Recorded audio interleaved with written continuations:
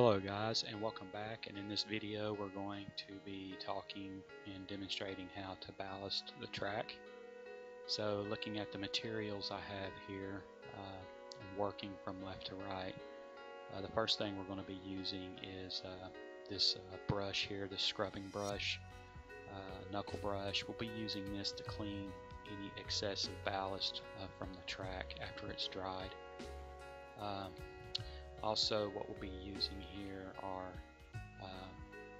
some type of dispenser, whether it's droppers or if you have some pipettes or something, just to control how much glue and how much isopropyl alcohol we're going to be adding to the track. So I'll demonstrate how we do that here shortly. But yeah, I just have two droppers that I'm going to be using. I'm going to be using just a little plastic spoon. I'll be using some Elmer's white glue, and going to be using a couple of artist paint brushes.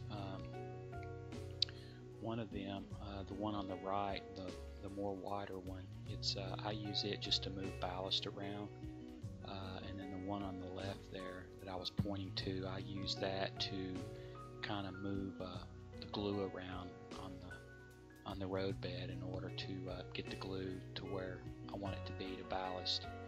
I'll be using an X-Acto knife as well as one of these little foam paint brushes. I like these because the way the ends tapered there, it gives you the right slope for the shoulder of the roadbed. So I'll also be using some of this 70% isopropyl alcohol.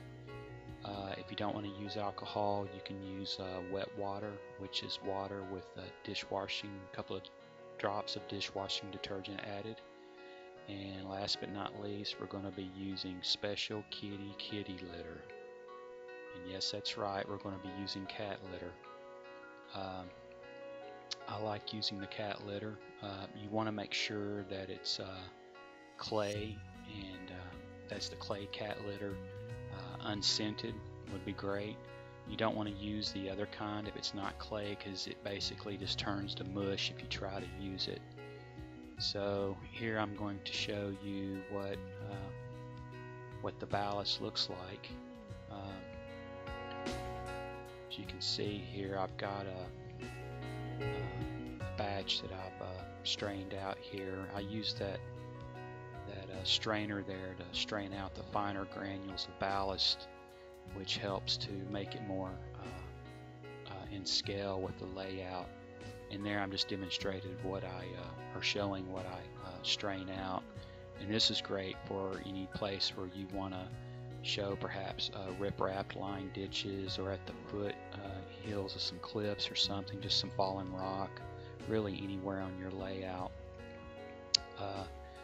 This was an open bag of cat litter. We used some of it to dry up some latex paint, but I was showing you about how much I had to work with, and this is about how much ballast I was able to get out of that amount.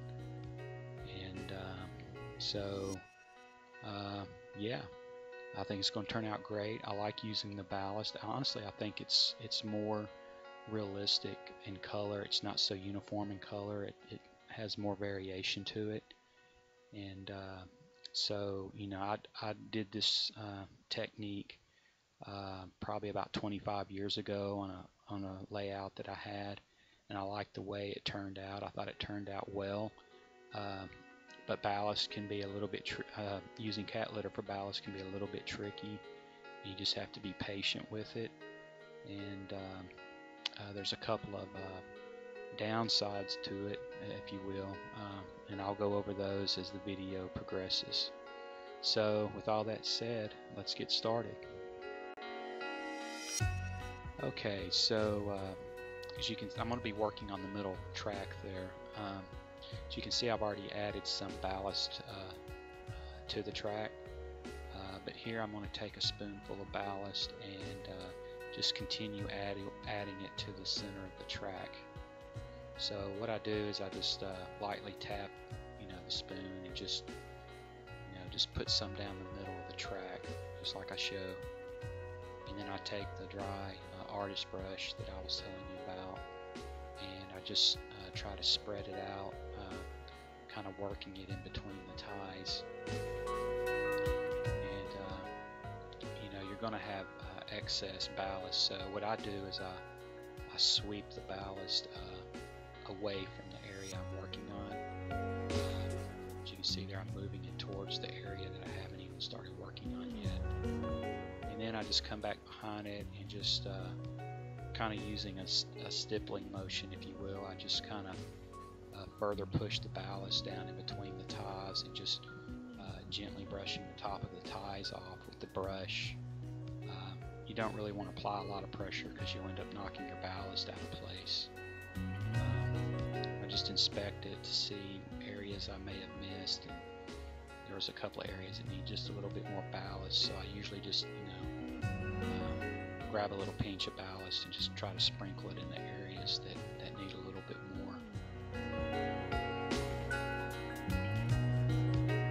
So there, I'm just, like I said, I'm kind of dusting off the top of the ties with the brush.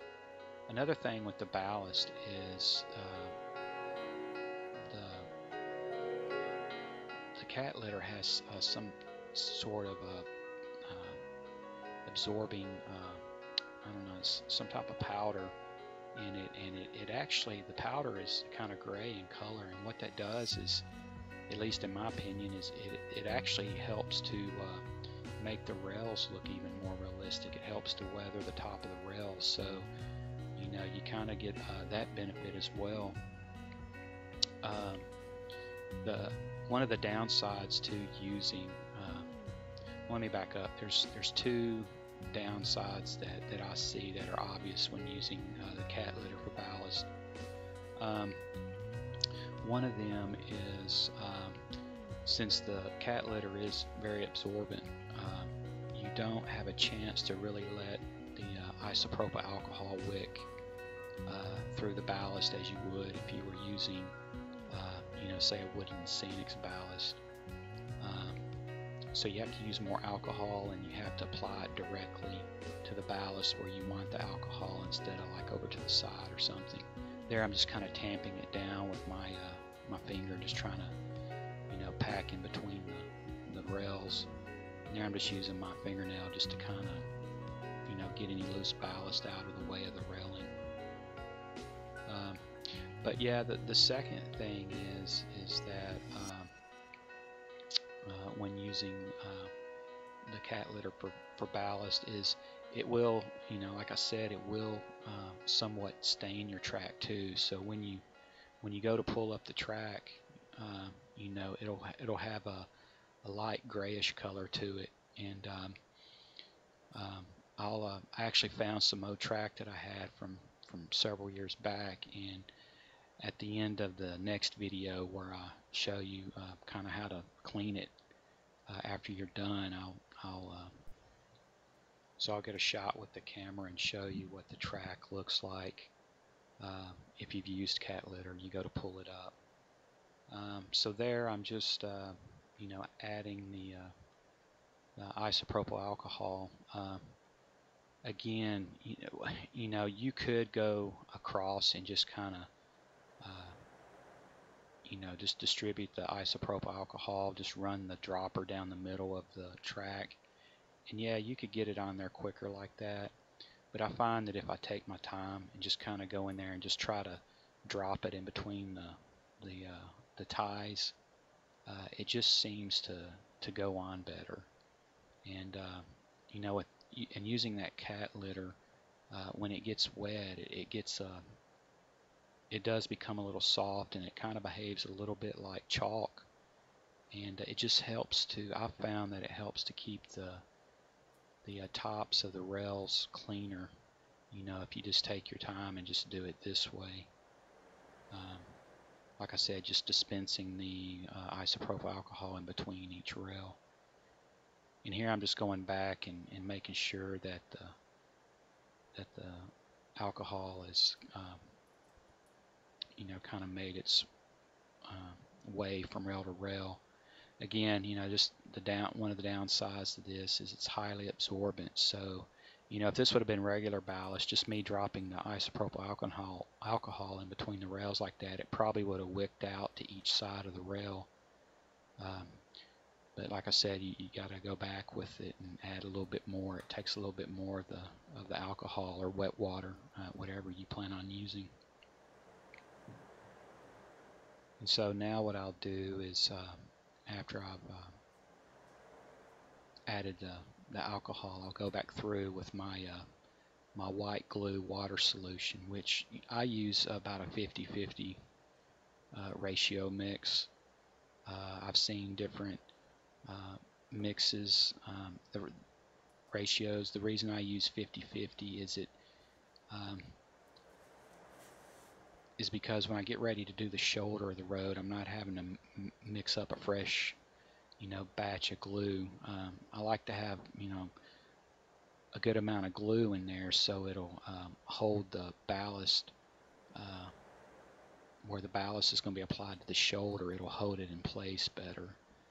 So instead of just mixing up different ratios, different batches, I just go with a 50-50 mix across the board for everything. So here I'm just going back behind and just dropping the white water or white glue water mix in between the railroad ties. And with that alcohol in there, it allows the glue to kind of wick out, if you will, a little bit wider from rail to rail. And for those of you who don't know, the whole purpose in the isopropyl alcohol or using the wet water, which is water and a couple of drops of dishwashing detergent, is it helps to reduce surface tension, so that it enables in this case the glue to penetrate more area, if you will, in the ballast.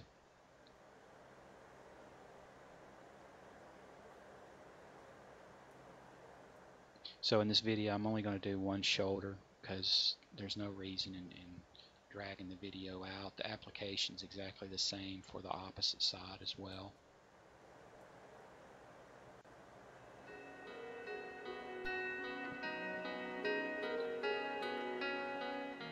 Okay, so now that I've got that done, then what I do is I come back and I take my isopropyl alcohol, and now what I'm going to do is I'm going to apply it generously in between the end of the railroad ties and the edge of the cork sub-road bed. So what I'm trying to do is to get the alcohol to kind of move up in between the railroad ties here, as well as adding a thin layer of alcohol to the top of the cork road bed. And right here I'm doing the same thing, just trying to work the alcohol down along the side of the cork road bed. And in all honesty, you probably don't have to do what I just did there, but it does help the glue spread around a lot easier in doing so. So what I do is I take my dispenser again, and now I'm just it doesn't really take a whole lot. That glue will actually work its way up in between the railroad ties and cover the top of the cork road bed there. In fact, you can already see the glue starting to work its way up between the ties. The reason I don't go down directly over the top of the ties is because I don't want a big puddle of glue there. I just don't really need that much. In doing this, the most crucial area for the glue is the shoulder, where you have the cross slope of the sub road bed. That's where it's really more crucial. So here I'm just going to apply the white glue at the toe of the cross slope of the sub road bed, the cork road bed. And then what I'll do is I'll take the little artist paintbrush that I showed you earlier, and I'll just kind of paint that that sloped part of the cork roadbed, because I definitely want the ballast to stick to that. If you don't do that, what'll happen is when you get the ballast in and it dries, it'll crack right there, and then you'll have to go back over and add more ballast. So here I just take the spoonful of ballast again and just tap it, and where I'm applying it at is just right at the right on top of the railroad ties there at the end, as you can see. And then what I'll do is I'll take my my foam brush, and I'll kind of make a stippling motion, or a kind of a jabbing motion, and just trying to tamp or pack down the ballast in between the railroad ties. And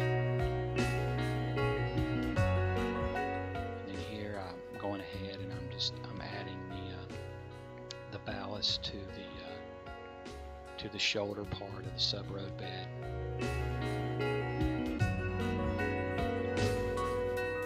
Really aiming for where I just brushed that glue at earlier.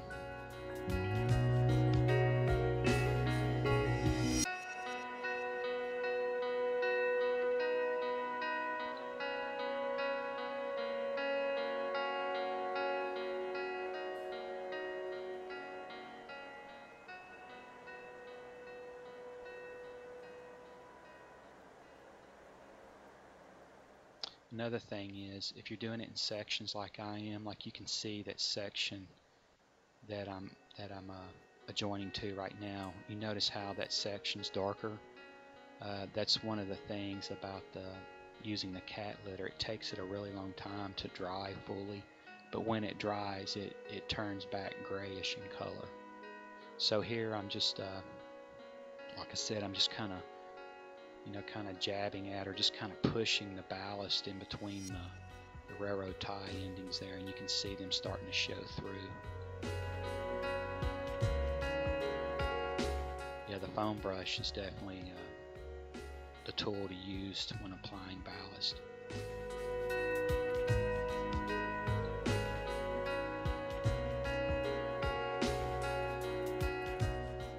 Just any ballast that may be sticking to the web of the railing, I just kind of move it out of the way with the foam brush.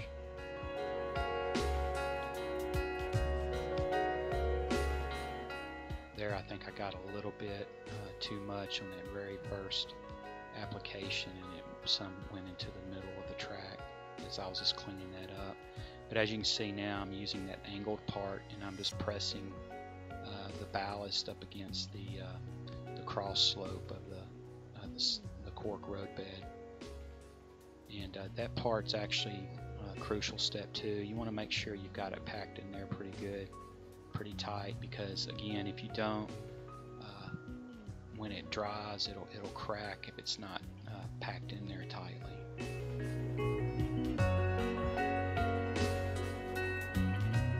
There, I'm just cleaning up a little bit of a spill I had. Okay, so here I'm just kind of playing clean up a little bit, just trying to make a nice defined edge there between the ballast and the foam. And then after I get that cleaned up, then what I'll do is I'll come back and I'll add a second layer of the isopropyl alcohol. And here, what I'm aiming for now is kind of where the edge of the slope is at on the cork roadbed. And I come through, and I want to make sure I saturate it really well. I don't want to blow the alcohol all out at once, or you'll end up blowing your ballast out of place. So there's definitely a happy medium there as far as applying the isopropyl alcohol and the glue. So after I get it applied to the top of the roadbed, I'll come back through and I'll add a little bit more of the isopropyl alcohol to the shoulder. Like I said, it's very absorbent, so it doesn't really want to wick through all the ballast. So this step is required.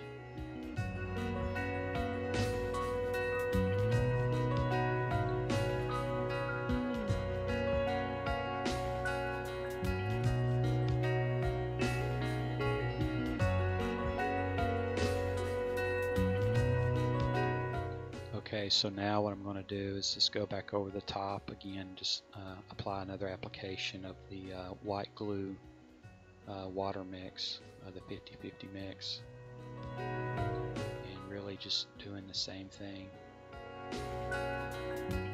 Ideally, if I can get the water, or excuse me, the glue water mix to kind of wick on the down slope, going towards the toe of the slope, it helps a lot. You can see there, it's kind of wanting to do that, but like I said, I mean, you could sit and wait for this to wick through, and it's just not going to do it because, you know, cat litter is highly absorbent. So what I do after I get the glue applied there at the top part of the slope, and I'll come through and add the glue about in the middle of the slope, and it will wick from that point on down to the toe of the slope.